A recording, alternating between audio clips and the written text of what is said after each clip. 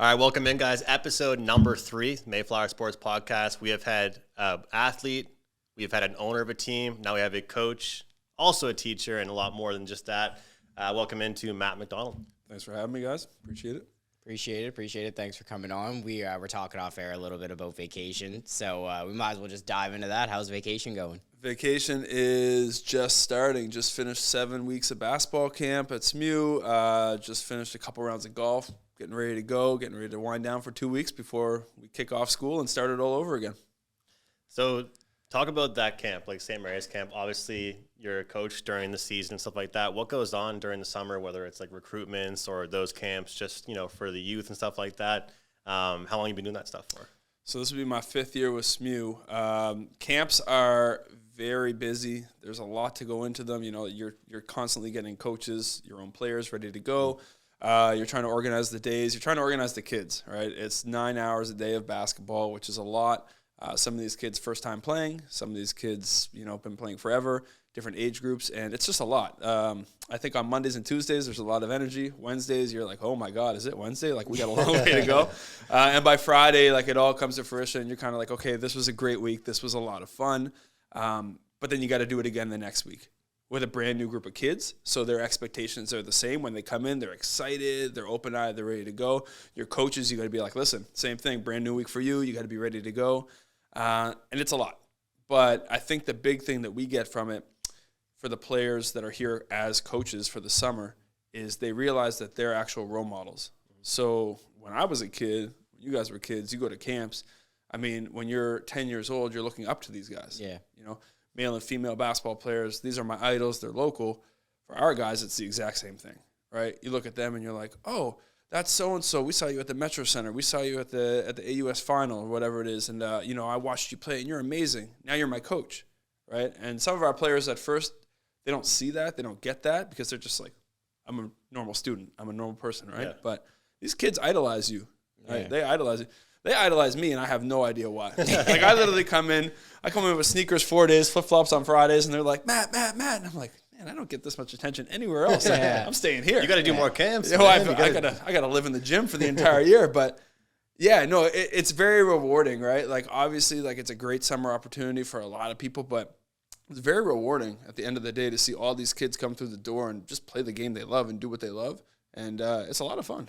Nice. Just to, obviously not to switch gears really quickly, but you kind of touched on it, getting kids involved. How did you get involved into the coaching aspect? Because I always think that's like a very interesting kind of field to be a part of, where it's not like everybody can do it, but the ones that do it have like a real like keen love for coaching. And like you said, doing the camps, that's a part of coaching. Well, I'll add the comedic element to this. I got into coaching because I wasn't good enough as a player. So I actually started my university career, some people know this, as a coach. So when I left high school, I went to RMC for a year, military college, and I played under my coach at the time, Scott James, who was my provincial team coach, and it coached me growing up as a kid. I did 1 year there, and then I transferred home, and I really didn't know what to do. I didn't want to be in the military. That was obvious. My personality wouldn't allow it. And when I got back, I was like, hey, I don't know what to do. And my plans were to go to St. FX because that's where my family was, and that's, always what I wanted to do, I think, as a kid. So when I went, I wasn't good enough to make the team by any means, but Matt Skin was coaching the women's team. So he was like, hey, man, if you want to come on and help out, that'd be great. So here I am, I think 19 or 20, as like an assistant with the women's team. That's pretty cool, man. It was cool, yeah, but it was, Matt they were in a small town. Like, you needed all the help that you could get. So he was like, he let me live with him. He did everything. Edit that out. Did you ever see that coming at all? Like, did you ever think that at that age you'd be like, that must be pretty much of a surprise? I didn't, but it was kind of cool because I felt like, hey, somebody that's relatively similar age, Matt was mid-20s at the time, like, he's reaching out to me to ask me to help out. I really love basketball. I want to play. My high school coach, Roy Rana, he was really big on me in terms of, figure out what you want to do in basketball and stick to it. So when I was with him, I was helping out with the junior national team and doing a bunch of video stuff, but I was still young. So I was like, I want to play. I would finish a high school year, finish whatever, and go and work for him instead of going and training and playing. And so Matt was just like, come on and help out. I did a year with Matt, and I was like, this is pretty cool. Like, this is fun. And your body feels great. Like, you don't have to do all the training or whatever. Little did I know after that I was going to train and play for 2-3 years with the men's team and then go back into coaching. But it was a cool starting experience. I would say that really opened my eyes. And then I took advantage of my age in that time to basically go and pursue everything I could. So every summer I was with Canada Basketball doing something, trying to work with the coaches that I played under, trying to work with people that I was getting to know, and just took advantage of it and had a lot of great opportunities. What was it like going from playing, like coaching to playing? Obviously, it's usually the opposite way around, the other way around. Like, do you find that you were a different player at all? Can you say that you did things different or read the game at all different, or was it still like you were the same player? I wish. I was never athletic. So like in terms of like the game slowing down, my game has always been slow. So there was never an opportunity for me to be like, wow, check this out. Right. But I would say that when I was with the men's program at X and I had helped them out the year before, I was doing video, and truthfully, funny story, the only reason I ever played for St. X was because we had so many injuries in the preseason that basically our coaching staff was like, well, we have Matt. I mean, we only have 7 guys. We're about to go to a preseason tournament in Ontario. We don't have enough guys. Like, he's played university basketball. Make him fill out an eligibility form. He could do the preseason. It'll be okay. And I remember I was like, yes, like I'm so excited, right? And like, I love Coach K. The beginning, he was like, you're just going to be a practice player. Okay. We need you for practice. We'll do everything we can. You will dress, but like, let's just whatever you can give. And my mentality was like, whatever I can give. I'm giving you everything. Like, like I never expected in my life to play.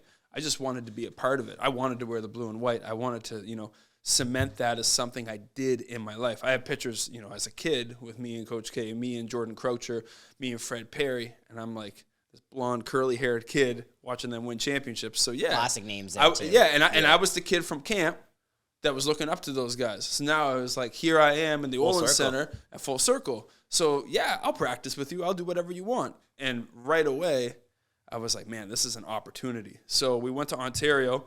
One of my best friends, Shane Copeland. I mean, you want stories, I'll give it to you. We're in Ontario. I have to dress, and I'll never forget, we're playing Guelph, and Shane is our starting 4. Okay, so I'm not going to say Shane was lazy. Shane, you're not lazy. But he pick and chose his games that he wanted to play, especially in the preseason. Say first minute of the game, whack, foul. Minute and a half in the game, whack, foul, 2 fouls. And now we've got a panic mode. Like, oh, gosh, Shane's got 2 fouls. What's going on? The coach looks down the bench, and he's looking at me, and I'm like, he's looking at me. Good news for you. And he's looking at me, and I'm looking at him, and he's looking at me. And I'm like, we're going to dance. And then he's, like, looking further than me, and I'm like, you're not going to find anybody. There's no one past me. And he says, it's time to go in the game. I'm like, oh, my God. So he puts his arm around me. I had a moment already in a previous weekend in New Brunswick where he kind of coached me into this, like, to be prepared for bigger games or whatever. And I played, right? Like, when I was at RMC, I played like the 3rd most minutes in the country that year. So like, I don't know what that says about me, but I played a lot. Yeah. And it wasn't like you're a star. It's just you need to play. Yeah. So I was ready. And when I went in the game, I think I had like 10 points and 10 rebounds. I think I took as many charges as I did deep breaths. And I'll never forget that Shane got back on. Boom, foul again. Coach was like, what are you doing? And take him off. And Shane looks at me and he goes, it's okay, I got you today. Like, go ahead, you can play. And then the second half, I'm like, I can't even breathe anymore. I said more charges, deep breaths. I can't breathe.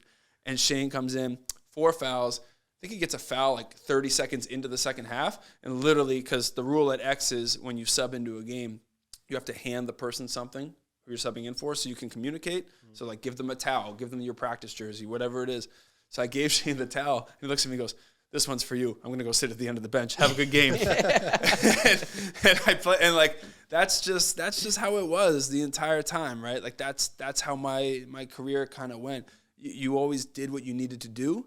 And I learned that from just being a coach for a little bit before and realizing that, when you love something, the opportunity doesn't last forever. So I played. I had an amazing experience at RMC basketball-wise. I had a great time.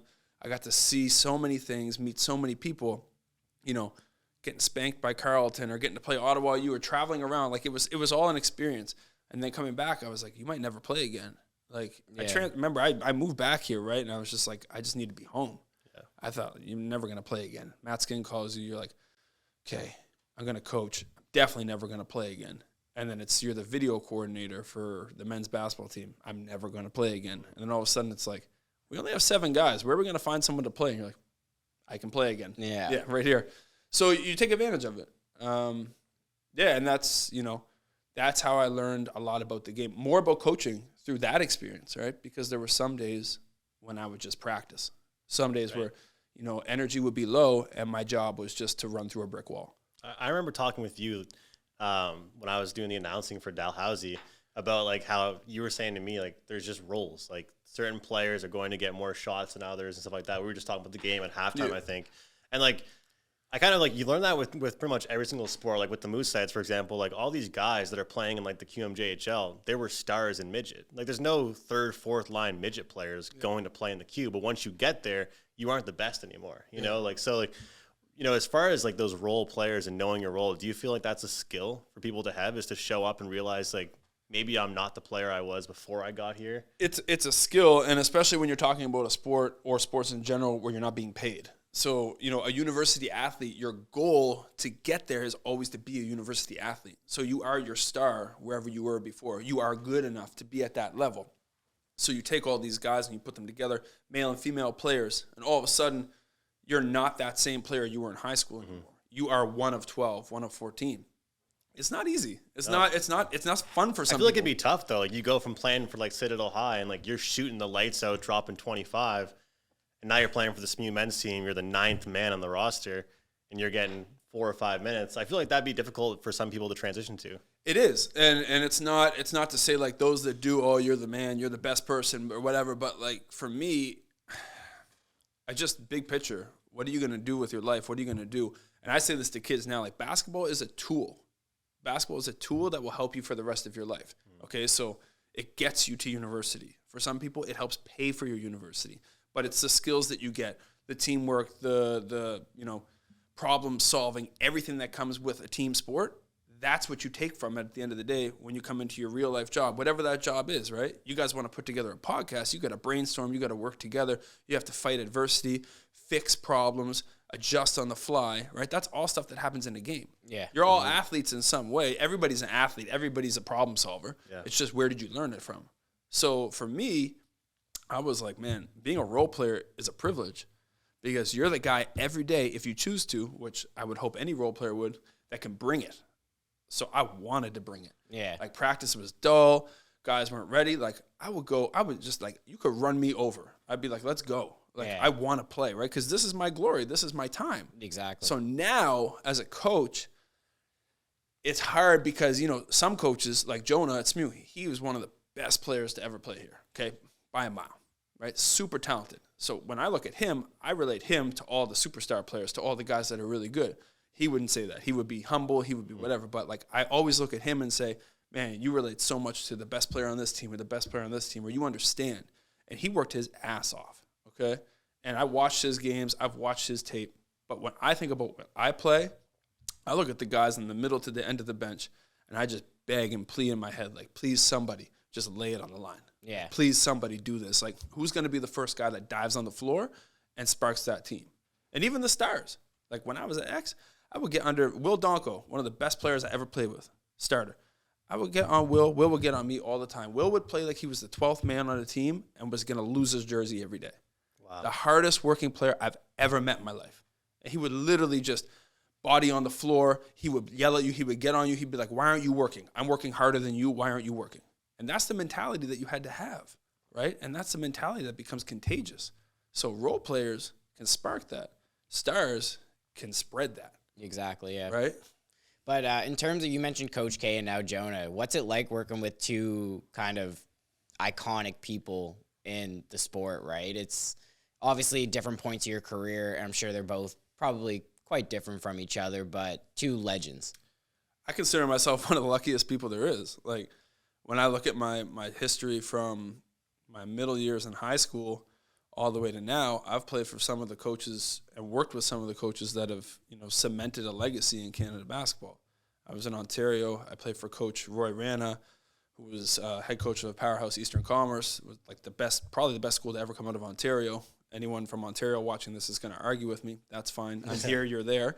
Roy's a legend for sure. There's no doubt. Went to Ryerson, turned that program around. Went from Ryerson, Sacramento Kings, assistant coach there, head coach now of the Egyptian national team, coaches, I believe it's in Japan, with one of the pro teams. Scott Morrison, got a chance to spend some summers with him with Canada basketball. You know, one of the nicest, most genuinely down-to-earth, like, kind people I've ever met. You know, he went from the Celtics to Perth in Australia. He's done a lot of different coaching opportunities. And then Jonah, Coach K, like, Coach K is literally the icon, right, for coaching. And when you're with him, you don't – I never really felt that because he was so much more. Like, he was such an amazing – he is such an amazing human being that you don't – he's not trying to tell you who he is. He's just trying to be there for you. Right? So the amount of things that I learned from Coach were way too many to even describe, right? But he would sit you in his office for hours. He would tell you stories, my goodness, story after story after story about, you know, growing up in New York, or these guys that he coached, or how this works or how that works, or what he expects from his team. And, you know, so you're a sponge. You're the role player. I was taking everything in. I felt so selfish. But, man, my favorite days were sitting with Coach for hours in his office. Because you look around his walls, if you guys have seen the iconic pictures, cool. You know, you see everyone that's played for him. But he's got a story for everybody. He's got a story for every opportunity. You know, and not even to you know, just say him, his staff, right? Like Doc Ryan, one of his assistants, is one of the most decorated coaches in Canada, right? And one of the most decorated players. And Doc has experience with everybody across the world. I mean, he would tell you across the globe he's iconic. I don't know if he is or not. We can figure that out. But again, like, you know, just knows so much, willing to give you so much. Jonah, come to SMU, the most laid-back person I've ever met. When I started working with him, I was nervous, like, just kind of like, he's so quiet.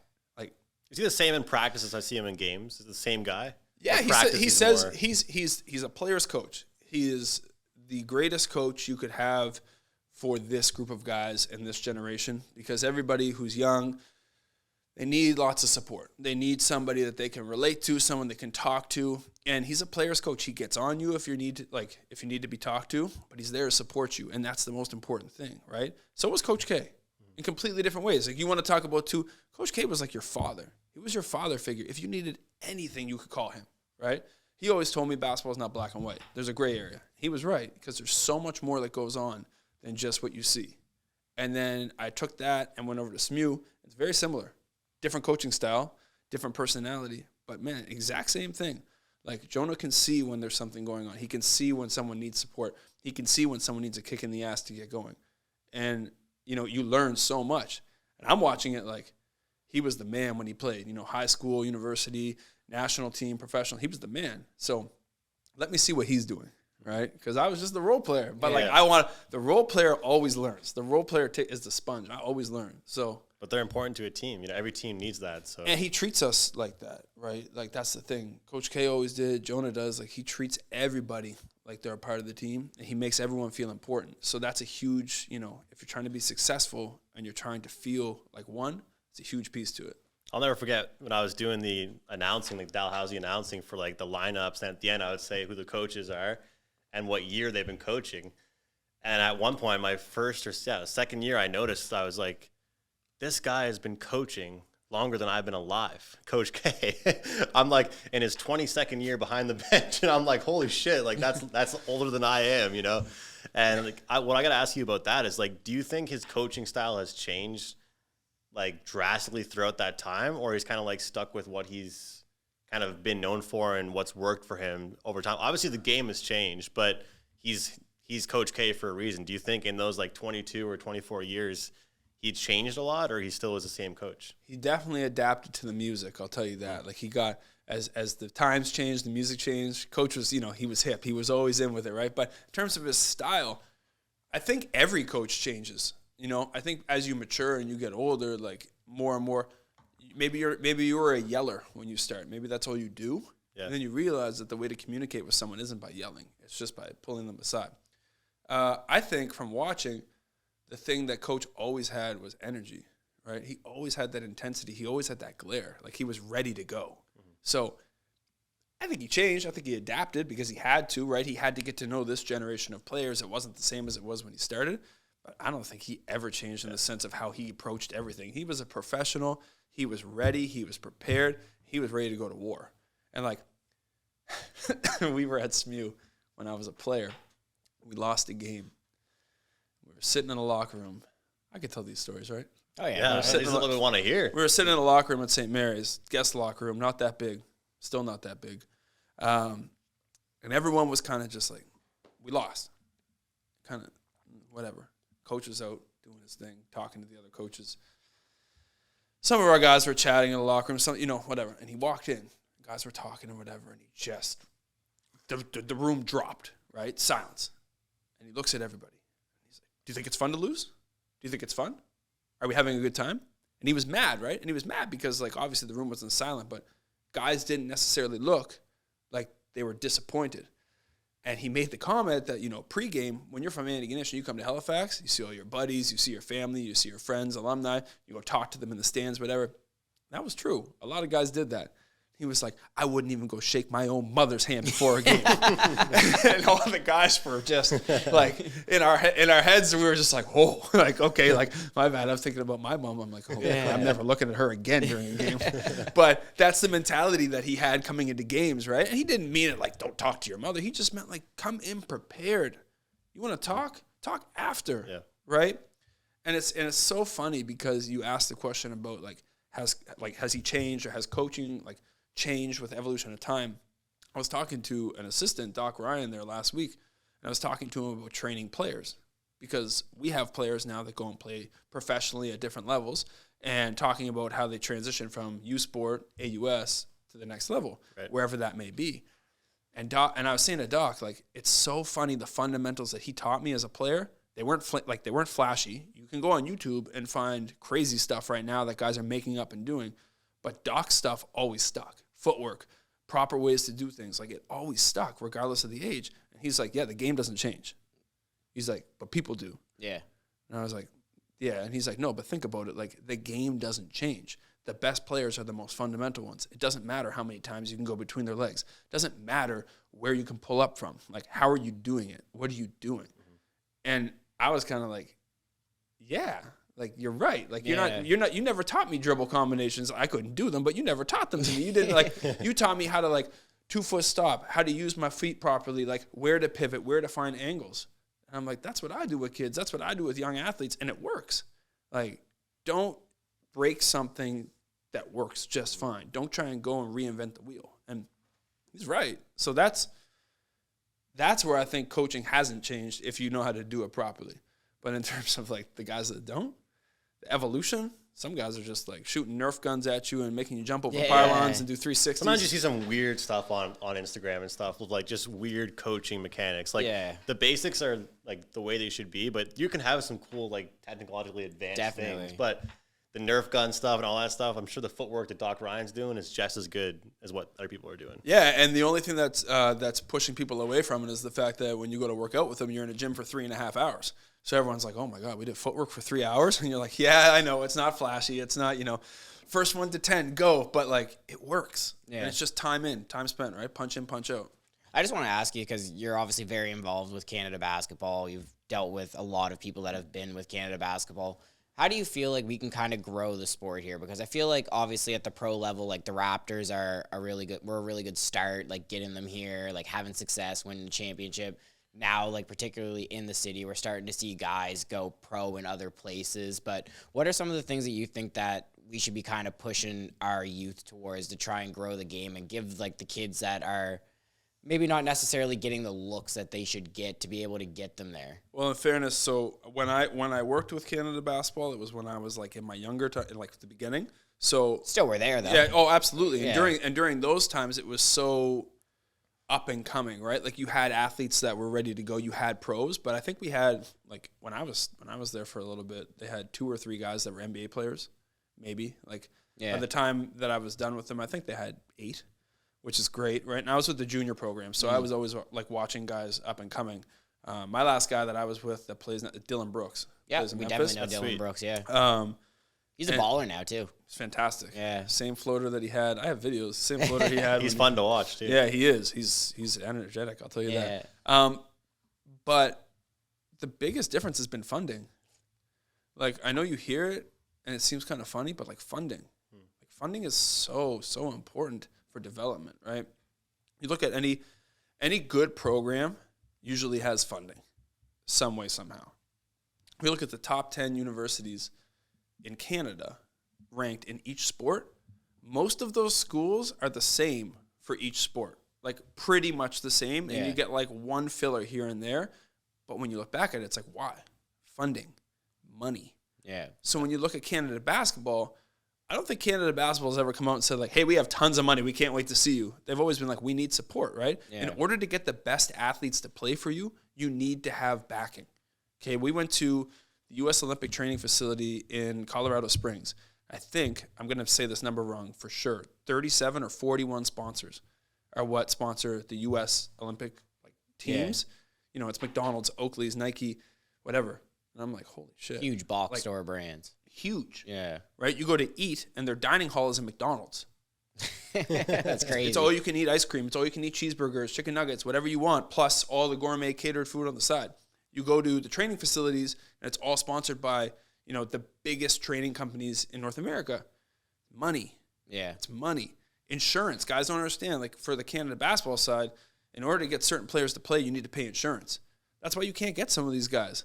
They don't have the money to be able to front to pay, you know, so-and-so $10 million in insurance if we're already paying this guy and this guy and this guy. Yeah. Like, it doesn't happen. Now, it's a lot easier. I think there's a lot more support. The Raptors and other programs have, you know, jumped in, but trying to grow the game, trying to get guys out, even talking here, like in Nova Scotia, like, if there's one message I can send to people, if you're trying to fund programs, like, fund and donate to youth sport, 100%. Yep. Like, Basketball Nova Scotia runs provincial programs. I don't care what anybody says, regardless of who's coaching, regardless of who's working, it's a privilege to play for your province, to represent them at the national level. Definitely. You might not want to do it. It might not be the best exposure for you that year. That's fine, but it's a privilege. So when I coached for Basketball Nova Scotia, I always wanted kids to come out. And one of the problems was funding for us. Not from their level, just like, you know, it's hard to fundraise, to get money from people to want to go out and put these kids on a national stage.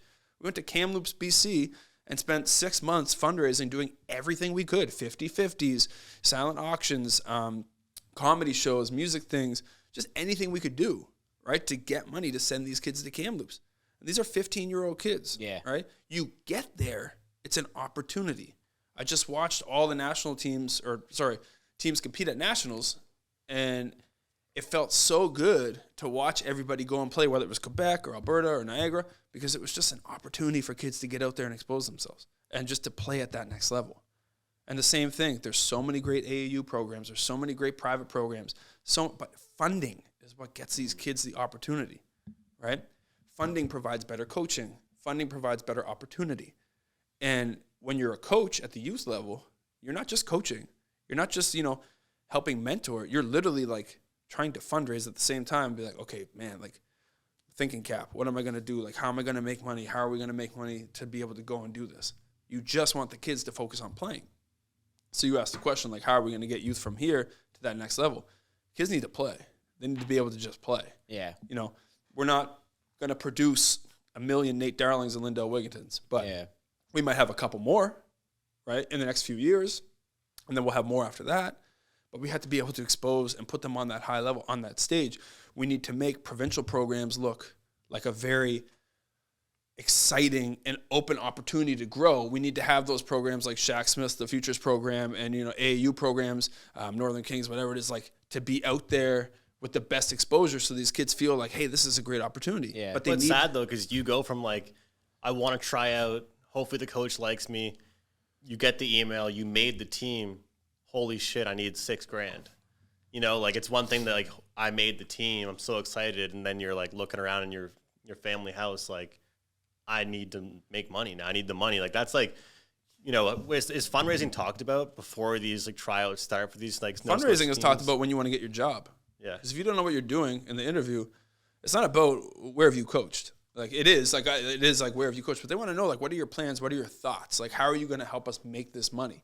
And at a higher level, I'm sure they're talking about it from, September 1st until May or March, whenever it is that it start up. But like, you need to be prepared. I had U15 tryouts years ago now, and I had the best team picked in my eyes, and I had 2 kids that were like, okay, I'm on the team. And I remember they were on the team, and they literally came up to me like, I can't play. Like, why not? They're like, I don't have the money. They just knew they didn't have the money before we even started. I had to go outside to the parking lot at Mount St. Vincent and convince a grandparent and a mother that it was okay. Did I have a plan? No. Like, I didn't have a plan in terms of how I was going to support them. I just knew that the fundraising that we were doing was going to get them They there. deserve it. Yeah. Like, I wasn't about to tell a kid, like, hey, listen, sorry, but your situation says that you can't play for us. You can't represent the province. Good luck this summer. I hope you have a great time. Yeah. Like, if they can't afford to play for you, it doesn't mean that they're going to do other things. But, like, at the same time, you deserve to be here. So don't worry about anything else except for basketball. That's what I want kids to be able to do, right? But as an adult and someone in the basketball community, as a whole, there needs to be a lot more conversation about how to do this where everybody works together, because that's a huge problem. And your job should be to coach too. Like, there should be like treasurers and like stuff like Yeah, that. and Like, it's you're not juggling so many things. And it's not a knock, because I'm sure if you go to any organization, whether it's private, whether it's a provincial program, whatever, like, they're all going to tell you that they're working on that, and they are, right? They are. But when you're from Nova Scotia, you have to fight a little bit harder. You have to push a little bit more. You have to bang down more doors. You have to do more. You have to be that guy that dives on the floor. Yeah. Like, you have to be the role player. You have to do more, I right? think that kind of what makes like our athletes though, like just knowing that there's not much exposure. So like when you do get that exposure, it's like, all right, I'm just gonna run through the wall head first, and like they're not gonna be able to tell me no. Well, it's funny. Yeah, we were in Kamloops, and we were pretty good. Like, I knew that we would be pretty good as a U15 program. I didn't know that we were going to medal, but I knew that we'd be pretty good. And we fought so hard. I think the first game we played was against the Territories, and guys were like, oh, this was easy. And like, well, it's just they're coming from a completely different background too, right? They don't have the funding. They don't have and so the next game we played, we had to fight a little bit harder and a little bit harder. And I remember we got to our semifinal game against Ontario, and admittedly, I was going to go into the locker room and be like, man, I heard, these guys say whatever. And I literally heard one of the parents and a coach from the other team be like, these kids have no chance.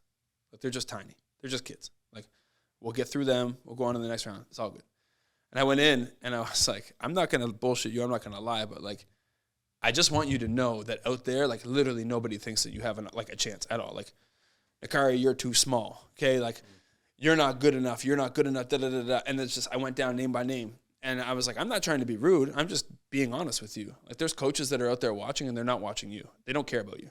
They're just waiting for you to get run over so we can go and, they can play the next team. My kids fought their ass off, right? They lost. They really did, but they fought their ass off. And then we had to turn around the next day and play Alberta in a bronze medal game, and literally, I can't make it up, the exact same thing happened. And this time we were like, there's no way. Like, sorry, like, yeah, you had us once, like, there's no way. And these kids, loose ball in the middle of half, and I have 4 guys dive on a loose ball, right, with 5 Alberta guys just standing there watching. And it was like, that's the exact, like, this is who we are. Yeah. Guys would run through a wall. Guys would do anything, right? And when you win at the end, you believe you can do it. I just saw U18s win at Canada Games that came third. They beat Alberta. Seems like the team to beat.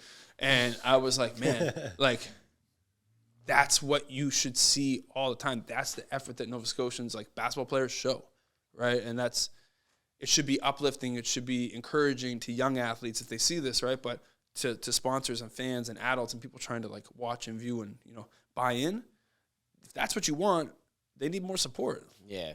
That's my public service announcement. They need more support. You're right. It's true. What are your thoughts on the CEBL? I think it's amazing.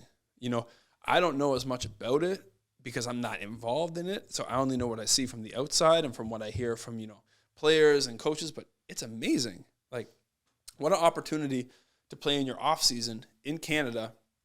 Great funded league, really well scheduled, fun, family oriented. My buddy lives in Ottawa. He just visited me last week, and he was telling me, like, his family goes to every Blackjacks game in Ottawa, and they love it because it's so cool.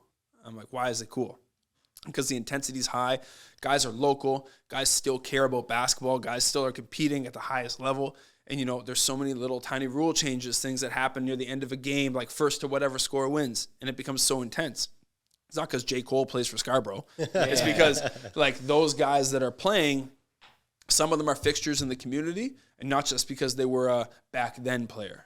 They're like, oh, he played university here, and now he plays professionally in Germany. But he's back for 6 weeks or 2 months to play, This guy played in the G League last year, then he came and played here, and now he's going to the NBA. Yeah. Like, there's an opportunity there. There's a stepping stone. There's growth. Didn't Key Van Vino play with Lindell? I don't need to talk about that. I don't want to talk about Key Van on this podcast. Okay, I've seen Key Van for too many years. It's great. Congratulations. Hope you have fun wherever you go to play next. You don't want to hear about him. He's thou that shall not be named. No, I'm just kidding. Yeah, he played with Lindell last summer in Hamilton, and then he played again this year, and he just won a championship. Yeah, I just saw that actually. Was that like 2 days ago or 3 days ago? Yeah, they beat Scarborough. Yeah, and the league looks fun, looks exciting. And it does. And I was watching, so if you look back to, I think it was, last summer, not this, like the past summer, I think Key Van was hurt for part of that summer, so it was kind of on again, off again with minutes. Obviously, you watch him in the AUS, and you're like, he's a star. He's going to play, right? And when he goes back this year, he has a significant role. They win a championship. He plays unbelievable. And you're like, this is exactly the type of player that should be playing in this league. Because he's playing against guys that play professionally already, and he's about to be a pro. Yeah. Right? I don't need to watch a 45-year-old who's on the last leg of his career, no offense to them, but coming in and trying to sell me on the idea that this is the next big thing in basketball. Yeah. Right? It's not a knock to anybody. I'm just saying the idea of what this league has done is they've said, let's take our up-and-coming stars, let's take the guys that have solidified themselves in basketball, right? Even if you're in your 30s and you're a constant pro, let's take the guys that are ready to work and let's go and let's do it. Yeah. Right? And I feel like too, that was part of the problem, when I don't want to say with the Rain Men, but obviously with the Rain Men, a lot of the things that they bought into were the name value people, right? Regardless of how old they were. And obviously there was some other extenuating circumstances, maybe the Metro Center was too big for them to play in. But that's one thing I like about this league is that it's you might not know the people that are playing at the start of the season, but by the end of the season, you definitely know who they are. And what I will say is that the NBL, the difference with their league compared to the CEBL was that they tried to run a league during the entire year, right? So or during a different time of the year. The CEBL was the summer league. I don't think the NBL did anything wrong. I think they tried as hard as they could, but you're right. The venue might have been too big. And when it started, the basketball culture in Nova Scotia, especially in Halifax, everybody was so focused on university, right? And they still are. University basketball is the highlight for a lot of people's weekends. So they were, how can we get 2,000, 3,000 people out to a SMU and St. FX game, but we can't get 1,000 people out here just because people didn't know who you were, right? Yeah. And that's not an easy thing to sell. And they tried as hard as they could. And I actually give them credit. Someone that when I was growing up, Audley Stevenson ended up being the commissioner for the NBL, and he is one of the most energetic, out there, nicest human beings in the world, right? So I have nothing but faith that whatever they end up doing, they're going to be successful because they have positive people behind that league. Yeah. But when you came to Halifax, it was okay, we don't really have a venue for you, but we need to make it big, right? And I'm just speaking from my own perspective. Yeah. We need it to be professional. We need it to be big. So they weren't going to Dalplex. They weren't going to SMU. They're not going to the Dartmouth Sportsplex. They're going to the Metro Center. But the best atmosphere they ever had was at SMU, by far. Right. But it didn't look professional. Mm-hmm. It didn't look like a pro. And the view and the vision was always there, and it was never wrong. It was always there. It's just that it was hard to sell when you didn't know who was stepping on the floor. And I met some of those guys that came here. They're amazing human beings. And when I joked about, we didn't need the 45-year-olds, some of those older guys were some of the best possible people you could bring into this community because they were people that you've never seen before, right? Yeah. And I don't mean, guys that played in the NCAA. They were just people with backgrounds that you've never seen before if you were in the basketball community, and you learned from them, right? You learned so much from watching, or if they were at clinics, whatever. It was just different than what we were used to. But there was never an opportunity where a university guy could take off his uniform at Dal or SMU, Acadia, X, Cape Breton, whatever, and go and play for them in the same year. I swear I would argue, though, you were saying about the camps you were doing earlier, past couple of weeks and stuff like that, and the kids, idolizing these players. I would argue that if you saw a Halifax Hurricanes player walk down the street and one of your players for SMU on that same street, a 7-year-old kid would run towards the SMU player. Perhaps, and they might run towards the NBL player too, right? Because they they might say hey, league, this is a guy that I went and saw with my parents, and it was an amazing Sunday afternoon. It's all about the lasting impact that you have with them, right? So it's the memories that you create. Those guys, like I had former teammates that played in the early years of the Rainmen and the Hurricanes, right? They worked their ass off. I'm not trying to knock. No. But But what I'm saying is, they worked their ass off to try and get into the community, like to try and be a face to the community. It was more than basketball. And it was and it was hard. Yeah. It was hard because people would be exactly like that. Like, who is this guy? Yeah. You're like, well, this is Gary Gallimore. He played at St. Vex for 4 or 5 years. He's a legend. He played overseas. And now, wait, you don't know who he is, but he played at St. Vex, and you're like, oh, I have no idea who. Well, I don't think the basketball community would like to hear this, but like Derek Martin, who was our last guest, he's the owner of the Wanderers. He said that he doesn't think we're as much of a basketball city as a university basketball city. And I know obviously you're in the basketball community, so you'll probably disagree with that. But he said that people are more willing to go support SMU. Like you said, like there's guys that played for the Hurricanes that were amazing players in U Sports. Yeah. So why aren't people willing to go to the Metro Center and watch? I think his big thing too was like he made like the correlation to like the alumni aspect of like where like you went to school there for 5 years, so like you're gonna support that. You're gonna support that team maybe versus something like the NBL. And it's about the community, right? And like the group. Like if you look at soccer in this province, like in the city alone, right? When they started that team, they sold out. Why did they sell out? It wasn't necessarily because they had players from SMU, Dow, whatever that came in and played. It was because there was an untapped market of soccer fans that have been waiting forever, and you made the venue small enough that when you sold out your season tickets, you didn't have any availability for people to come in for single game passes. Yeah. That's a great point. So yeah, your soccer community is thriving, right? 100%. And that's no knock. That's smart. Yeah. You made an environment that was so small and so compact that it sold out every game. It had the opportunity to take sponsors and other people to buy boxes. They have shipping containers cut out that literally 12 people can sit in, and they're worth lots of money. Yeah. And you feel like that you're like a suite, you're a VIP. So and look at who they play. I went to the game this year when they played Toronto FC. Do I know anything about soccer? No. Do I know anything at all about the Wanderers? No. I know they're the local team. I know they're exciting. I love the atmosphere. But, oh, my God, I heard Toronto FC was here, so I went to watch. We were there. Well, me and Noah were there. Andrew's obviously. I was watching on TV. But do you know what I mean? So, yeah, of course. I went because I wanted to have fun. Yeah. I'm a fan of the game. I enjoy watching them. I enjoy their product. But they did such a good job at selling that product from day one, right? No doubt. I've been to 2-point games. I've seen several game winners for the Hurricanes. Right. Like I'm not saying like I love basketball. Like I went to a lot of Hurricanes games, which is why it's disappointing that it wasn't able to grow. But I think it's a great point you mentioned there about how there was already basketball in the city. What if they played in the summer? What if the NBL played in the summer? I was gonna say, just to piggyback off of that, do you think like also like you kind of touched on the atmosphere? I feel like too, like a big thing in Halifax is like atmosphere. Like what kind of atmosphere can you create? If he if it's a basketball following and it's a university following because we have alumni, go to the Peace Tournament this weekend. Go watch. There's not one university team there. Go watch. It'll be sold out every game. Go watch. It's a basketball community. There's a basketball following. Right. People don't follow the product if they don't know what's going on. Okay? That's why no one goes and watches pickup soccer at the what's it called out in Bears Lake SNS, at 10 o'clock at night. Like they don't go and do that, right? They I'm not go and gonna watch. lie, I play in that. I've never seen one. I'm not gonna lie, nobody does watch and it's it. not a good comparison. But what I'm just trying to say is like, soccer community, like it's so big, right? Like I've even been to bars on a Sunday afternoon, right, trying to watch a Raptors game. This was back years ago, trying to watch them in the playoffs. And people are like, can you put the soccer game on? And they're like, I'm like, what? Bubba Ray is down in Spring Garden. Yeah, like, I remember we have there. such a group of people that come in every morning, early afternoon to watch soccer. Mm-hmm. Like, cool. So yeah, we get a pro team here. Of course they're gonna flock to it. Yeah. It's an amazing idea. But if you want people to like the product. It's a basketball community. And if you don't believe it, watch a U Sport Nationals here. Oh, it's amazing. When two teams from as many miles away as you can play, you still get 2,000-3,000 people. Like 2,000 or 3,000 people in the Scotiabank Center for Alberta versus Saskatchewan, or Brandon University against the Western Mustangs. Yeah. You're like, what? Like, yeah, they'll still go. Yeah. Like, if that was at SMU, it would be sold out. Like, it just looks different, but the community's there.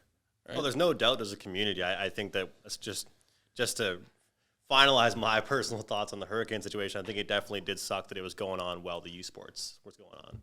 Yeah, and so you asked, like, would it be more successful if it was in the summer? It would. It would be the CEBL. Mm-hmm.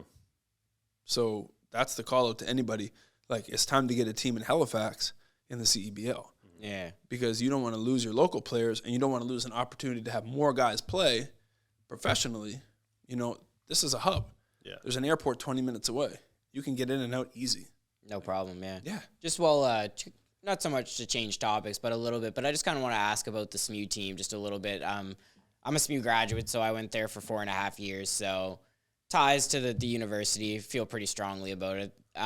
In terms, I had some classes with, some of the basketball guys, some of the football guys, really good guys. But I always found it interesting, all walks of life. People come from different places, different circumstances. What kind of goes into, and I don't know how much recruiting on your end that you do, but personally just through much through the school, what are some of the things that you guys look for when you're actually recruiting some of these guys? Because there's some people that when they got recruited, their first year was my first year, and I had classes with them in the first year, and then I had classes with them in the fourth year, and just talking to them, they were completely different people. I would say you'd be naive to say that you're looking for talent. Yeah. Right. And so first and foremost, you're looking for talent. That's usually what draws your eyes to players. And then it's what type of person are you? So you try your best as a coach to recruit good people, because those people are going to be more than basketball players, right? And I know at SMU for sure, we're very adamant about when we recruit you to take a program that you enjoy. So, for example, if you want to take kinesiology, we don't have kinesiology. So you're not going to enjoy your time at St. Mary's because you're going to do something that you don't like. Yeah. And you're not going to follow that into your career and whatever afterwards. So it's probably not the school for you. But when we get that player, they come in, it's how good of a person, how much can you grow during your time? Because like I said at the beginning, basketball is a tool, right? So we're looking for good character people. We're looking for people that will be in the community, guys that will grow with us through 4 or 5 years. And just overall good people, because it's so important as a coach, you want less hassle. So the less you have to worry about the person and the more you can focus on the player when it comes to performance, the better. You care a lot about the person. Outside of basketball, school, how's your life? What's going on for the summertime? What's your job aspirations when you're done? What are you thinking about doing? That stuff all matters. But the low-maintenance players, the guys that are just put their head down and work at practice and games, and then the guys that are, focused in the classroom, that's the ideal student-athlete. Yeah. And you get the polar opposites, right? I've known guys that are unbelievable students, not the best basketball players by the time that it's all done, myself included. But they see that basketball gave them an opportunity to be able to go to that next level. So then their focus becomes, how can I help my community? How can I help myself in the next phase of my life with work or whatever it is that I'm doing?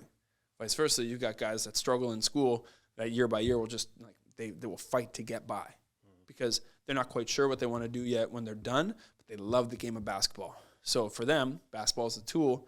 It's their lifesaver, right? It keeps them afloat. Yeah. And those are the guys, I would say as a coach, that they're very rewarding when you see them finish.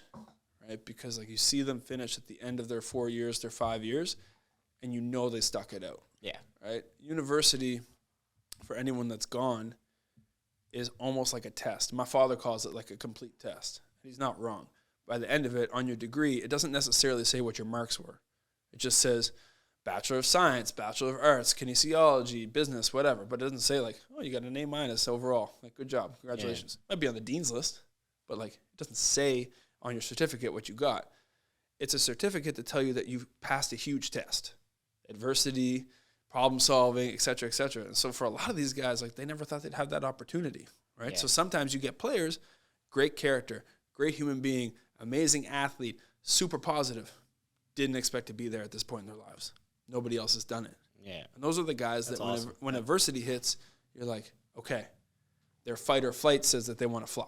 They want to get out. They want to do whatever they can to be destructive and go. That's when you got to bring them back in. Yeah. They're just as rewarding as the guy you never have to talk to for 4 or 5 years when it comes to off-the-court issues. But, man, when you see it, both sides at the end, as a coach, for me personally, that to me seems like one of the biggest successes. How many guys can you graduate? How many guys can you see move on to bigger and better things? Basketball's there. Yeah. Right?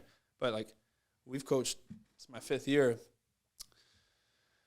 probably over 50 different players already, just at SMU, right? At X, same thing.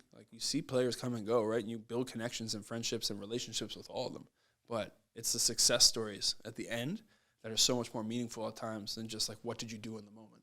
Right. If that makes sense. What's like 18 to 23 kind of thing, 18, 24? Like Jake said, they come in and leave as different people probably, growing so much. Well, yeah, you get kids. Like, you literally get kids, right? I mean, you get an 18-year-old that's never lived away from home. They're coming to a residence for the first time in their lives. They've never lived alone. They've never cooked on their own. They've never had to make their own schedule. Someone told them where to be. And you're like, okay, practice is at 3. Class is at 8. Meal halls open from 7 till 9, 12 till 2, 5 till 8. Figure it out. Yeah. And like day 3, they're like, Coach, I haven't showered and I've been to meal hall 7 times. You're like, what? Like, the pizza is good. You're like, they don't serve pizza. He's like, oh, okay. Well, anyway, my bad. And you're like, yeah. Like, you see them grow, right? You see them learn, and you're just like, oh. I thank God all the time that I'm 32. But like when I see those guys come in, I'm like, oh my God, here we go again. Like, you're about to experience what it's like to stay up till 2 a.m. and then wake up at 7. Good luck. Good luck. I want to ask too, because like I always think about this a lot as like a general sports fan in terms of kind of like basketball and just kind of how small the roster is. Like you said, it goes 12, 14 guys deep. Like, there's a real sense of like amongst everybody, almost it feels like there has to be this tight-knit community amongst the team, right? Where like hockey, it's like, there's 21 guys on a team, so you find your pocket. Same thing with soccer. It's usually like, 18 to 20 guys on a team. You can find your pocket. With basketball, how much do you feel like you need to create that environment where everybody feels kind of like inclusive, whether, like you said, you're the star or you're the 12th man that might see a total of like 15 minutes for the entire season? We just had this talk last night in a coach's meeting, and I'll call myself out for it, but like that was a huge point, right? It's like how you are around each player, like how like the behaviors from like the top to the bottom, and and I'd be guilty for that 100%, like as a coach, even where sometimes you see like certain people in a certain light and you're like, okay, they're going to fit fine. Other guys are like, man, we got to really fight to get them into this or whatever. But basketball's a sport where I think because of the numbers, like as a team building and everything else, it's probably one of the easier groups to put in a situation where they can all be together, right? I've partied with hockey boys before when I was at Exeter. They're the best, right? They're the hockey boys, and they're also adults, right? Like university sport hockey players are a little bit older, but the camaraderie, everything, they're so tight knit. You watch that, and then you go back to your guys' conversation about, well, some of them are 18, some of them are 23, right? That's the difference. It's like the 18-year-olds are looking at the 23-year-old like, what do I do? The 23-year-old's like, I did that 5 years ago. Like, I don't, like, come on. Yeah. And they have to come together. And you're on the road. Basketball's the longest season, right? September till March. Like, you're literally on the road for half the year. So basketball bonding is huge. Like, being in hotels together, team events, everything, it's huge. And there's only 12 to 14 guys, right? I think this year we have maybe 16. Okay, so same similar number. Like, they're all going to be together all year. They're all going to be doing everything together. Whether it's going to class, like certain groups or whatever, they're all coming to practice. They're all going to party together. They're all going to hang out together. Road trips, they're going to eat together. So it's easier to keep them together. Yeah. And those relationships build. And then as the summer comes, a lot of the guys will hang out with each other. Some guys don't go home. Yeah. Some Ontario guys, some out west guys, they don't go home. They're like, I love Nova Scotia. I love Halifax. Oh, my buddy Aiden or my buddy whatever, like, they're just down the street. I go hang out with them for the summer, right? So that you build those relationships, those friendships that last forever. Guys, what's your orientation like at the start of the year? Team bonding stuff. Here's a basketball. Let's get to it. No, not the basketball stuff. We do like a team barbecue. We'll do a couple small team events. We'll do some scrimmages, like inter squad stuff, to try and get guys like competing against each other early, putting them on different teams, leaving them on their own so that they have to talk with each other and build with each other. But again, you're just submersing them into the environment that you try to get them to do as much together as they can, as fast as they can. Who are some leaders you'd say that you've coached so far in your 5 years? Oh, in my 5 years. Don't just pick one or two guys, but like who are some of the guys you've really seen as big leaders in the teams? I mean, we can go as recent, like guys. I'll say guys that graduated, right? Because they're basically like Nikita Kasongo, Q Gibson. Those would be the two guys. Like, if you're looking at last year's team, like graduated or whatever, that would be like, oh, they're the stars, right? Like, those are two guys that were leaders in different ways, okay? Dante Mitchell is coming back. Like, he was a leader in a different way. Shea Brown, who plays for us right now, he's a leader in a different way. And I think I alluded this when we did our little like interview last time that, you know, for the team last year, we had leaders in so many different ways. There were like vocal leaders, and there were guys that led by example. Yeah. Right. And then if I go down the line, like I could name so many other people regardless of where they were. Trayvon Clayton was a leader on the team. Like every time that he spoke up in the locker room, everybody listened. But like Nico Bronner from Germany a couple years ago, like that guy is the scariest MFer I've ever seen in my life. Like he would literally, I was telling this story. He was intense. I remember. I was telling this story the other day. So the team that we had that went 19-1, and I think we were like 33-3 for the year. Nico had no fear in challenging anybody on the team that needed to be challenged. So if practice was easy, he'd make it hard. And it wasn't like, oh, Jonah made practice easy. It was like, okay, guys are good. Like, you know, your team won a game, my team won a game, we're competing. But he'd be like, no, like we need to compete more. So he would like take the ball and put it in your chest and be like, you think you're the man? Like, let's go. Like, I'm going to stop you. Yeah. Right? And I remember him and Nick, those two guys, like they would go at it, and not in a negative way, they would go at it. And just like Nico would be like full court, one-on-one. Nick would be full court, like they would just be in each other the whole time. Yeah. And then you had Kamara Lane, who was like the MVP of the league, averaging 10 points a game. Just the silent killer. He'd be like, all right, I'm just going to be over here and do my own thing. Yeah. You know, game winner, game winner, game winner. But you'd have Nico, and he'd be just like pouring in sweat, and his eyes would burn into your soul. Like I would probably try and walk as far away from Nico during any game because he literally, like it's practice, and you think you're at the Scotiabank Center in an AUS or a U Sport Championship, 2-point game with a minute left, and he's in you. Yeah. And you're like, amazing. Right? And Those are the guys you want. yeah, and that was contagious. Right? And we talked about at the beginning, that's contagious. I know we've been going a little bit long, and we don't want to keep you on your vacation, but I got to ask you about the outdoor hoops. Like you've been doing a lot of like outdoor training, and we talked about funding. Obviously, like even just booking like rental times for gyms can be expensive, like all across the city. And so it's obviously nice to get out there and when it's nice weather and train. And I see you do like all age levels as well. Just tell us about that. Basically, the idea behind outdoor hoops was very simple. When COVID started, we wanted an opportunity for guys to be able to get outside and work with our youth. So when I say guys, it was like university players, myself, but nobody was playing basketball, right? Because gyms were closed. There wasn't an opportunity. There was no one available. And we were like, man, there's 45 to 50 outdoor courts in HRM alone, right? And nobody was utilizing them. So we just said, like, let's bring the old school back. Let's bring kids back to playing outdoors. We tried to promote that by telling kids that they could go to outdoor courts in their neighborhood. We would be like an Uber service to them. So we would show up to you. We would do a workout or we would play basketball or whatever it was for 45 minutes. And it was just an opportunity to get outside. What that did is it promoted the sport. Because I don't know if you guys have seen the stats, but when COVID started, the age group of like 10 to 12-year-olds, majority of those kids in any organized sport probably will not play another sport again because a lot of them would have quit. COVID starts, those programs shut down.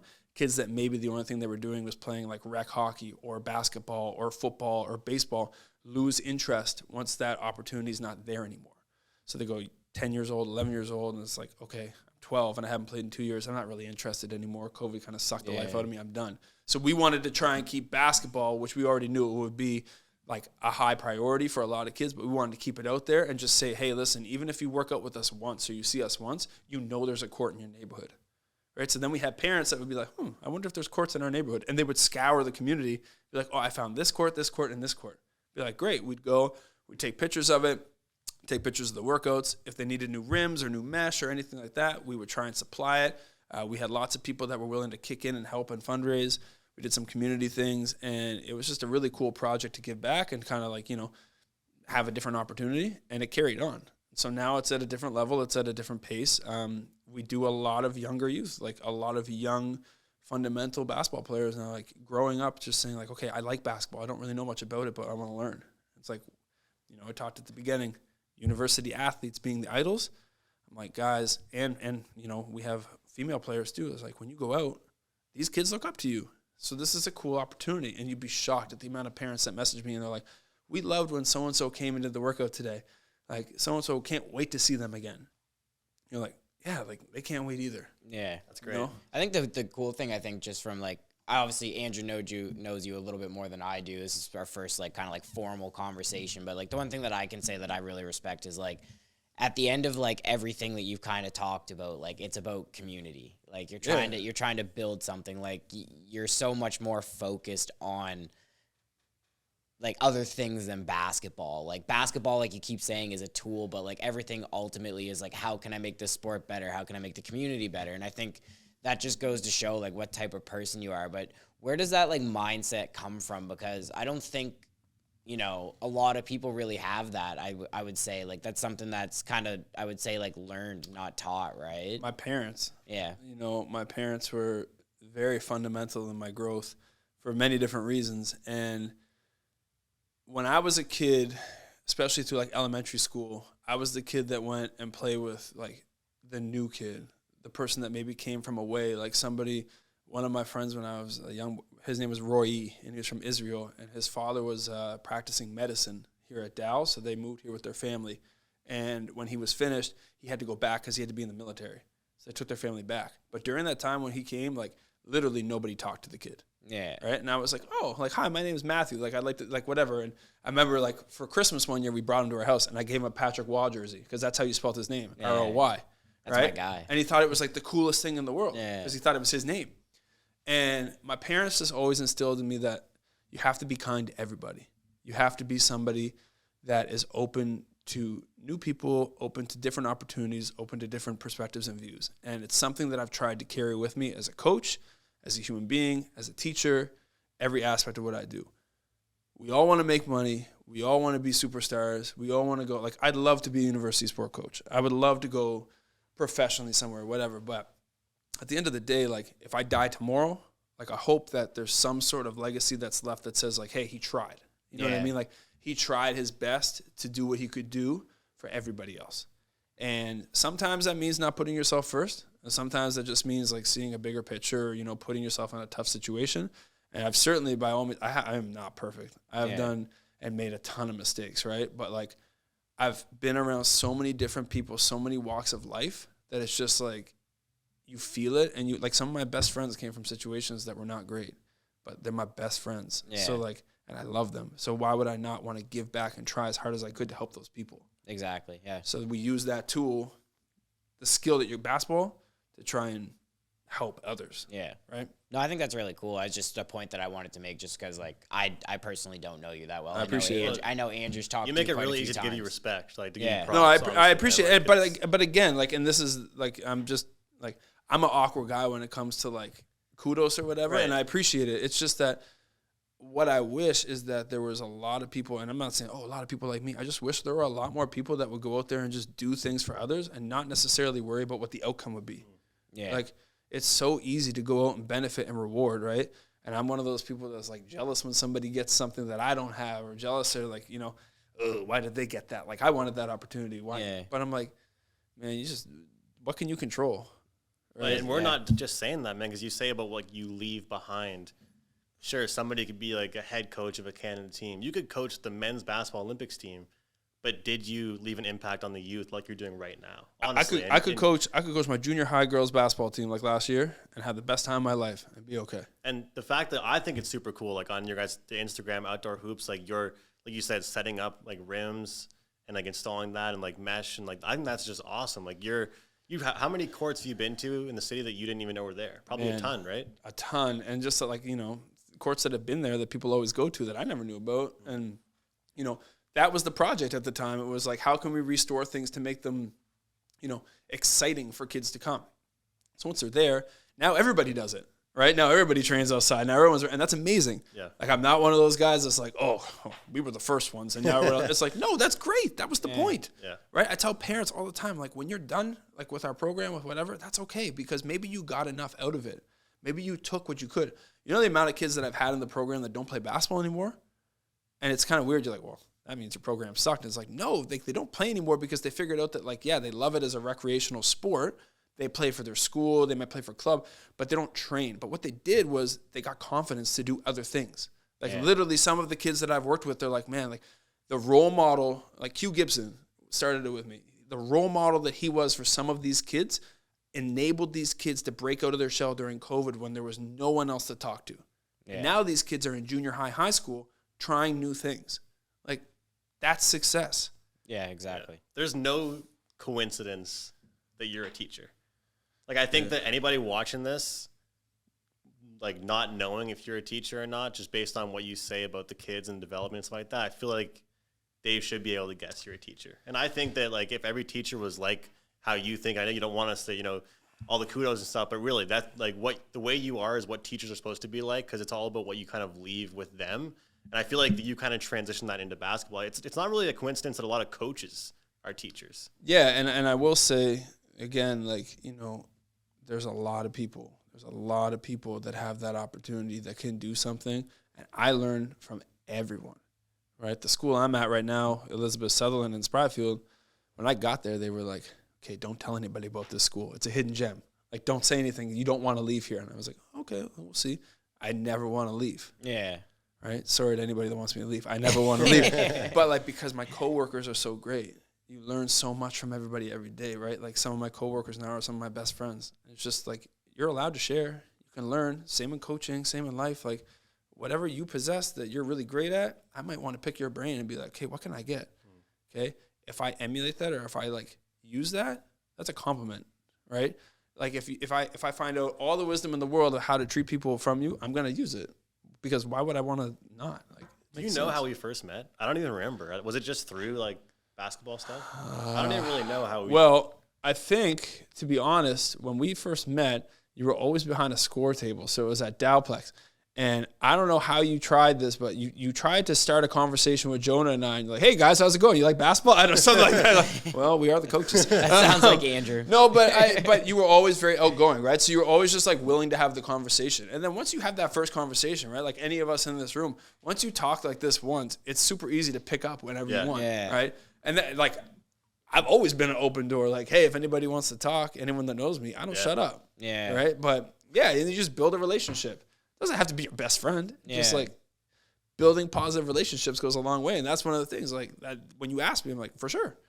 Do I know what I'm getting into? No, I hope it's fun. But no, we appreciate it, man. Yeah. Just before we, I don't know how much time you have, but I thought we were like doing a 3-hour podcast. I was going to say, I only told him 40 minutes just so he'd come. So yeah, just I want to kind of pick your brain a little bit now because you've kind of touched on Lindell and Nate there. What have you made of their kind of journeys so far? Because I know they've both kind of taken the same, but it's the same, but not exactly the same paths. What do you make of them? Because, like, I think it's really cool to see. I think they're two different types of players, obviously, but they're both trying to find their success in, like, the exact same field. Yeah, like, the number one thing when people are like, oh, well, who's better, Nate or Lindell? They're different. Yeah. And we should be celebrating them both literally every day because they're two players and an example of, you know, hard work, dedication, perseverance, right? However you make it to wherever you end up is your journey, right? So, like, if Lindell goes from one G League team to another and then goes and plays overseas and comes back and goes to the CEBL and then makes it to the NBA and sticks, amazing. If Nate goes from one G League team to another, then has to have another opportunity and ends up in the NBA, amazing, right? They're not going to follow each other in the same steps. Yeah. But their journeys, we should be celebrating. I worked for a company called Flagrant Fouls, which was way, way back. Like, I was in university at X, and it was a recruiting service. Recruiting because, and I have a picture of Lindell in a basketball Nova Scotia jersey that's about 7 times too big for him, and I think he was 11. And we were like, this kid's gonna be pretty good. Like, you know, he might end up being like his brothers who played professionally and played, like, you know, he has a good opportunity. We're like, but he has a good chance. And I showed him that picture, and he's like, yeah, I guess you were right. And I'm like, yeah, I guess so. And your jersey fits now. Like, that's amazing. Milwaukee got you a jersey that fits. I was at St. Avex as a player coaching X camp, and Nate Darling was on my team. Yeah. Right? So that's how I know Nate. And so when those guys come into a gym or you see those guys, whatever, you're not starstruck. You're proud. Yeah. Right? But, like, I never am like, oh, I'm the reason why. I'm not. But just, like, we're proud to watch their success and proud to watch their journey. So I would say for anybody looking in, like, never be like, so-and-so's doing this and they're doing this and who's going to be next. Just celebrate what you have. Yeah. Because, like anything, once it's gone, right? So, like, if you spend all your time trying to figure out who's better, who's whatever, you're going to miss it. Yeah, exactly. Right? When Lindell was in the CEBL, it was like, you should be watching because you don't know what he's going to do next. And then the CEBL became so big that everyone was like, wow, that's a stepping stone. Oh, my God, he's in the NBA. Yeah. Like, did you watch his CEBL games? Like, no, but next year I will. Well, he's not in it next year. Yeah, I still remember when he went there. I was like, wow, like, not like in like a bad way, but I was like, I think he might be too good for the league. Like, I couldn't believe that, like, he didn't have that opportunity, and then he took that opportunity there, where some people might have taken that as, like, almost a slight, like, I can't believe that I didn't stick here, and then, like, now I'm back here. But, like, the positive attitude that he took, and he just kind of went and dominated that league, went to the G League, did really well there, and then he kind of propelled himself into the NBA, and he actually was, you know, earning minutes with them, right? And I think that's a huge testament to kind of like his personality and the type of person he is, and almost like a showcase to kids like, hey, like, and this is something that we talk about all the time. It's like, you might not make it on the first go. Like, but if you quit, your day could have been tomorrow. And you have no idea when that day is going to come. But if you don't stick out the journey and if you're not a part of the ride, you'll never know. You talk about two kids that are humble and like two people that really appreciate the journey. It's both of them. Right. And I talked to Lindell at the beginning of the summer briefly, and he said to me that this summer at the time he was headed back to Milwaukee. I think it was 2 days later for some sort of mini camp that had nothing to do with like the actual season, but just where they get all the guys together and they, you know, a couple weeks. And he said, we get weekends off. And every weekend he was flying back to Toronto to go and watch CEBL games. I was like, why would you do that? He's like, to show love. Because they gave me an opportunity. Right. So he's like, the more guys that go and show love, like the more respect that league gets, and it's kind of like respect given, respect earned type thing. So he was very open about that. Like, they did so much for me, I'm going to do a lot for them. And that small gesture, small as we think it is, like that means a lot, right? Because he's appreciating the moment. He could have played and been like, thanks for the ride, guys. Like, it was amazing. Your league's awesome. See you next year. But he didn't. I mean, I feel like, think about when like Sidney Crosby started in the NHL. How many people in Halifax were Pittsburgh Penguin fans? Probably not that many. They're fans now because of him. Like, I mean, people are going to be wearing Lindell's jersey all around Nova Scotia for whoever he plays for. And I love that. You know, like, Bucks jerseys are going to be everywhere. And I think that's just so cool. And it's, you know, every time that they walk into a gym like St. Mary's, they're there to work out or shoot or whatever it is, and we've got a kids camp, or there's kids around, they're all going to look at them and be like, these guys are professionals. Right? Nate Darling came and talked to our kids at St. Mary's a couple weeks ago, and literally with every kid sitting at center court, their necks are like, I think we ran into him, like, we were at the Wanderers game, and I think he was there, and he was like literally telling us about being at the gym. I think was it that day or was it the day before? I can't. That day, and he was telling us about this, and he was like, man, like, it was kind of weird because, like, I wasn't used to being in that situation where, like, these kids are looking up to me, but at the same time, it's awesome because, like, I'm going to be something that they can try to, like, strive and be better than me. He won a national championship in that gym, like, 6 or 7 years before that against Ontario, and then he stands there at center court, just, like, kids looking at him and being like, you play in the NBA? And he's like, yeah. And they're like, well, what's it like? And like, playing basketball. Right? But like, they're in awe. And he was so humble about it. He was so gracious about it. Like, he was just, you could tell looking at him. He's like, I was here. Right? And his sibling was in the crowd. He's like, we're related. You know where I was. Like, I was here. So it's cool, man. I know Josh pretty well. Josh is a good guy too. It was cool, man. But just in terms of, we won't keep you too much longer here. You keep saying that every break. I'm about to reach down and keep going here. I just have one more question, just because like you are like a basketball head. I could just tell that, like, just whatever you can get, you're a fan of. It's kind of like, I guess it's more of like two questions than one, to be honest. But I just want to ask first. I have time. Don't worry. I got time. I just want to ask firstly, just because like you've mentioned like playing pro basketball, but that doesn't always entail like the NBA. We have a friend that we went to school with. He's playing pro hockey in Germany right now, like making a really good living.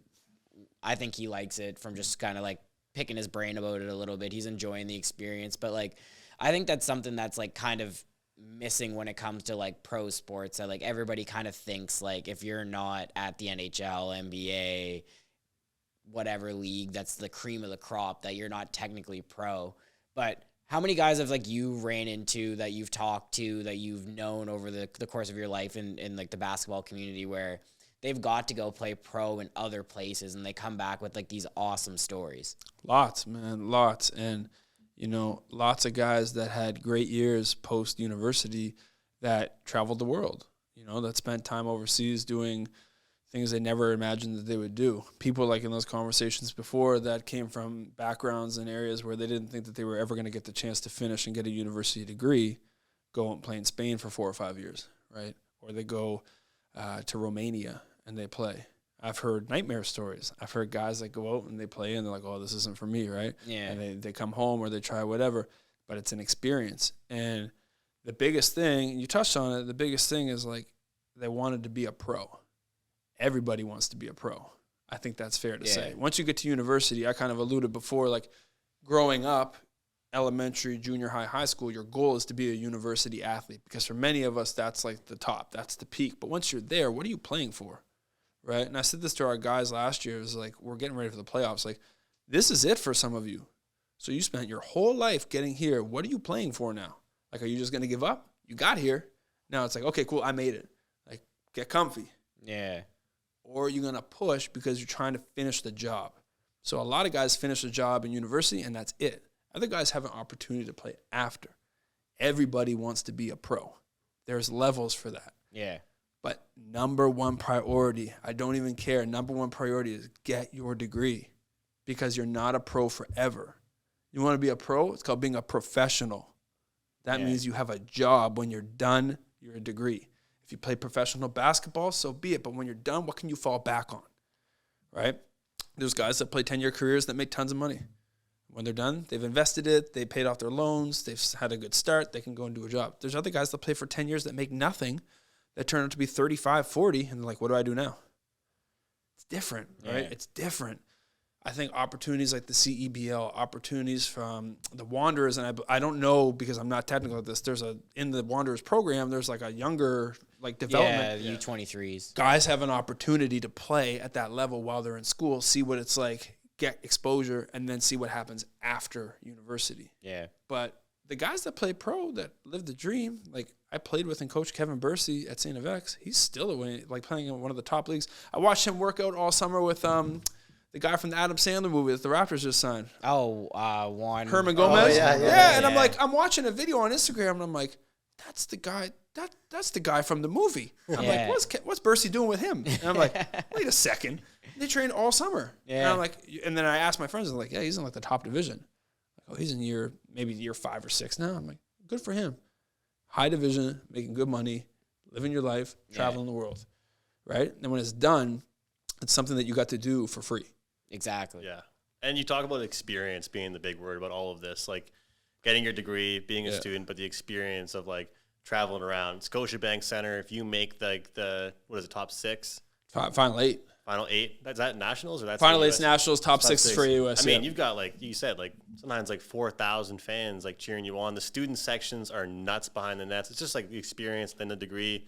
I just want to ask you talked about like obviously the students like balancing all their lives and all that kind of stuff. I'm sure your life is crazy with all the different stuff you do.